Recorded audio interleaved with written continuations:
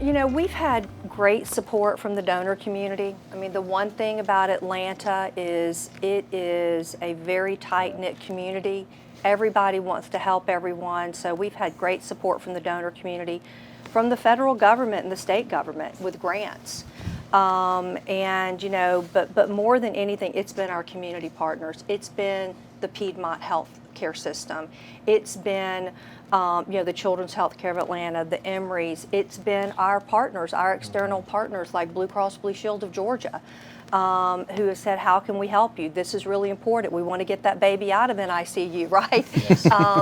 Please. And, you know, how can we do that? So for us, even during COVID, when we were struggling to find a way to very quickly, working with you guys, right, to produce and deliver PPE. And AFLAC, that's right, and AFLAC came to our, you know, to saved us and said, here's a $2 million gift. Yes. You know, let that jumpstart you. So we went from that to FEMA, a contract with FEMA, and in a matter of 3 months together, we delivered 4 million face shields across this country. So it truly is a community effort, David, as far as how we finance things. Yep. And then don't forget those private donors and certainly the VCs as well. Well, if we're going down the line, I agree completely. I think that is, it's one of the unique things about this area, and just probably Georgia, but even the South overall, is the fact that people do have relationships and they are willing to lean in and support things and see a need. So obviously from Blue Cross Georgia, you know, we do some of that. We've also, you hit the last one that I was going to punctuate, which was VC. Mm-hmm.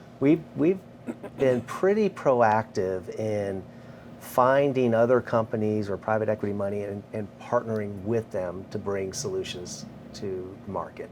So, you know, I think there's a lot of money in healthcare. I'm sure we'll talk about that at some point. And they are looking to find the right partners. We put money in, they put money in. It helps us do more together. So we've done a lot of that as well. Dr. Brown? I would echo Sherry's comment about our community. I would say in our world, it is a donor community, but it's more about grateful patients.